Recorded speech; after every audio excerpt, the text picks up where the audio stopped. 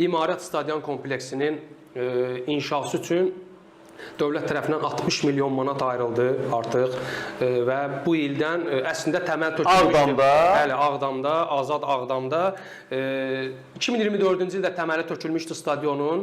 Mən bir neçə dəfə olmuşam Amid. Elə təməl töküldüyü kimi qalırdı, tikinti getmirdi. Artıq bu günləri elan olundu ki, elə şəkil də var, zəhmət olmasa verərik ekrana Amid İmarət stadion kompleksi ilə bağlı. Böyük bir ərazini əhatə edəcək Amid.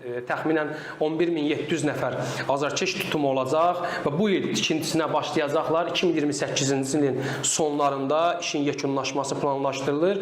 Bu isə o deməkdir ki, 2028-29 mövsümünün ikinci yarısını Ağdamın Qarabağ komandası nəhayət 30 ildən artıq müddətdən sonra həmin Ağdamda, həmin İmarətdə keçirə bilər. Yəni, bu möhtəşəm bir... Həqiqətən möhtəşəm hisslərdir. Yəni, o anları xəbərini belə vermək, eşitmək, yəni belə bir şeyin olacağını demək həqiqətən gözəl hisslərdir. İnşallah ümid edək ki, elə bizə də qismət olsun o İmarət stadionunda Qarabağ Neftçi oyununu izləyək. Özdə 4-cü kateqoriya olacaq UEFA-nın və orada UEFA oyunları da keçirilə bilər. Yəni, ən azından təslimat mərhələlərini... Yəni, heç bir problem yoxdur, çünki səhv eləmirəmsə artıq Qarabağ zonasında 3 dənə aeroport var. Laçın, Füzuli, Zəngilan hava limanları var. Yəni, rahatlıqla Avrokubok oyunları da orada keçirilə bilər.